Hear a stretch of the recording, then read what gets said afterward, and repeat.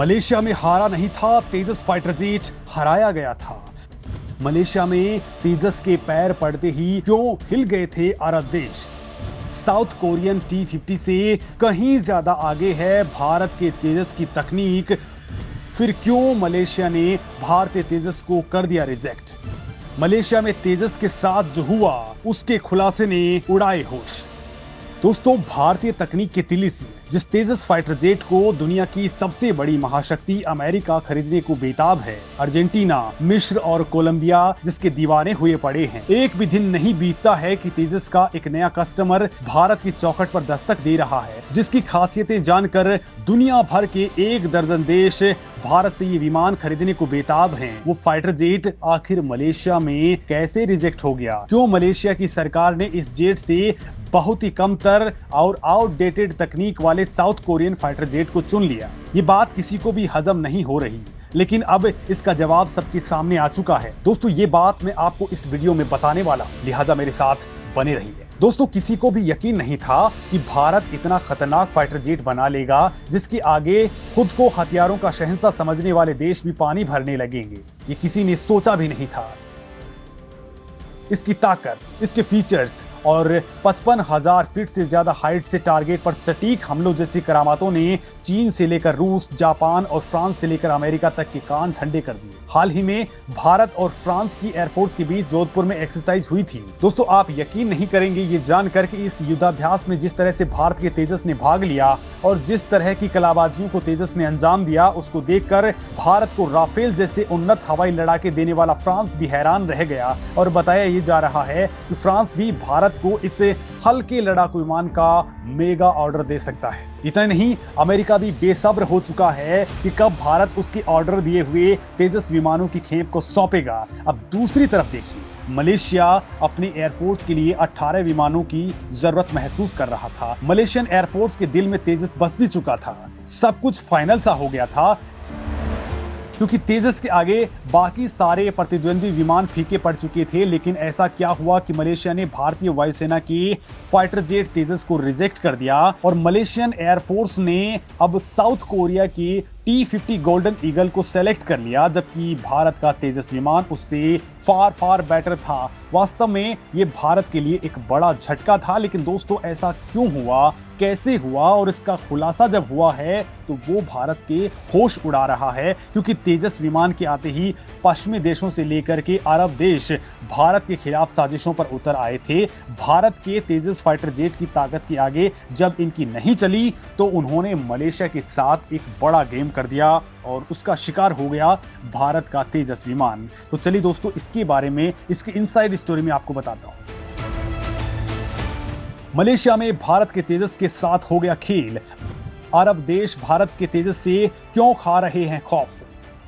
दोस्तों, मलेशिया ने किस दबाव के चलते भारतीय तेजस को रिजेक्ट किया, इस बात का खुलासा उन्होंने नहीं किया है। और ना ही इस बात का खुलासा हुआ है कि भारतीय तेजस को किस तरह से जानबूझ करके हरा दिया गया। और अंदर खाने ये बातें सामने आ चुकी हैं, जो बताने से पहले मैं आपको इस डील के बारे में बता देता हूं जो भारत मलेशिया के साथ करने वाला था। दरअसल दोस्तों, मलेशिया ने भारत में बने स्वदेशी हल्के लड़ाकू विमान तेजस को अपने फाइटर जेट प्रोग्राम के लिए चुना था। मलेशिया को 18 विमानों की जरूरत थी। दोनों देशों के बीच डील को लेकर की बातचीत चल ही रही थी। मलेशिया ने हिंदुस्तान एरोनॉटिक्स लिमिटेड यानी HAL से रिक्वेस्ट फॉर इंफॉर्मेशन यानी RFI मांगा था, जिसका जवाब HAL ने समय पर दे भी दिया। मलेशिया ने भारत को 18 ट्रेनर यानी फ्लीट LCA खरीदने के लिए कहा था, जिसके लिए भारत भी एग्री हो गया। लेकिन दोस्तों, इसके बाद कुछ और देशों ने अपनी चोंच निकाली, जिसमें 3 देश और शामिल हुए। इसमें रूस, चीन और साउथ कोरिया शामिल थे। मलेशिया के फाइटर जेट प्रोग्राम के लिए प्रतियोगिता में चीन ने अपना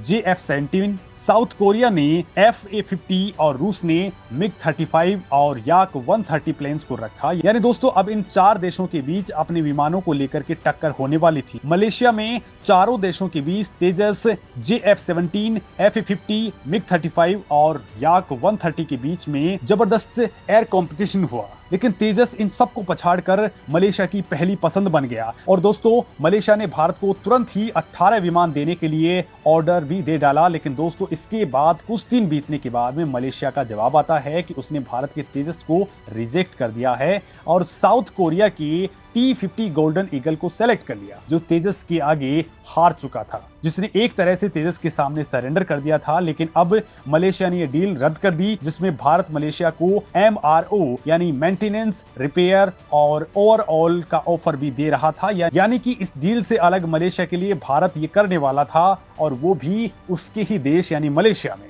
वहां एक फैसिलिटी बनने वाली थी जहां पर भारतीय इंजीनियर तेजस के साथ ही उसके पुराने पड़ चुके रूसी सुखोई Su-35 फाइटर जेट्स की मरम्मत करते। मलेशिया भारत के इस प्रस्ताव से और ज्यादा खुश था, लेकिन इसके बाद आखिर ऐसा क्या हुआ कि मलेशिया ने इसे कैंसिल ही कर दिया। तो दोस्तों, अब इसको लेकर के एक बड़ा दावा सामने आया है जो वास्तव में हैरान करने वाला है। दरअसल दोस्तों, एक कूटनीतिक गेम के तहत भारत के तेजस विमान को रॉयल मलेशियन एयरफोर्स के टेंडर से अलग करवा दिया गया, और इसके पीछे पड़े थे अरब देश और चीन।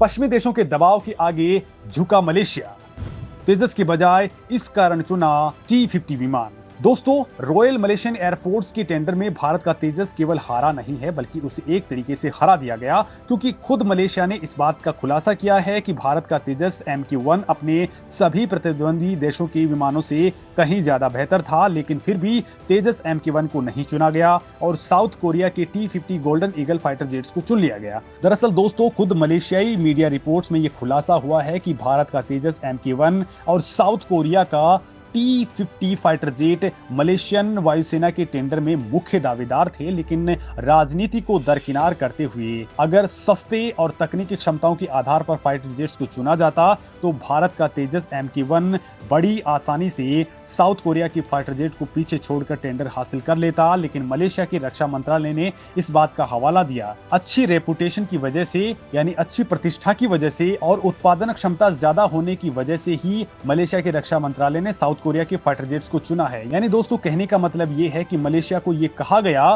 कि भारत के तेजस विमान का प्रोडक्शन बेहद कम है, सर्विस भी उतनी अच्छी है जितने की उम्मीद की जानी चाहिए। कुछ रिपोर्ट्स का दावा यह है कि मलेशिया ने कुछ अरब देशों और पश्चिमी देशों के राजनीतिक दबाव की वजह से भारत के तेजस फाइटर जेट्स को साउथ कोरिया के फाइटर जेट्स के सामने लेने का फैसला किया। जबकि दोस्तों, खुद मलेशिया ये स्वीकार कर चुका था कि साउथ कोरिया के फाइटर जेट की तुलना में भारत का तेजस बहुत सस्ता और काफी ज्यादा क्षमताओं वाला है।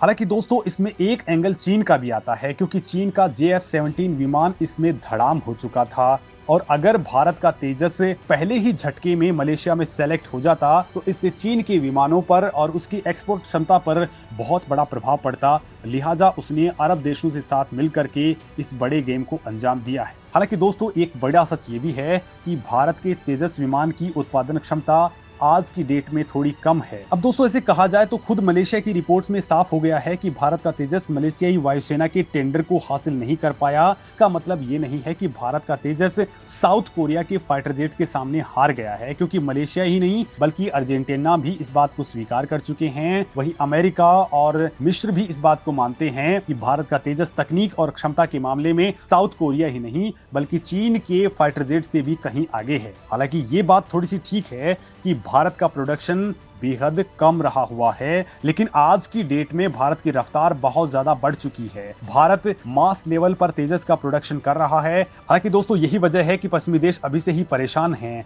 और वो भारत के इस तेजस फाइटर जेट्स को लेकर की साजिशें रच रही हैं, जिसकी डिमांड तेजी के साथ में बढ़ती जा रही है। तेजस की तकनीक बना देती है इसे सबसे खास। घातक सुखोई से बेहद एडवांस है ये लड़ाकू विमान।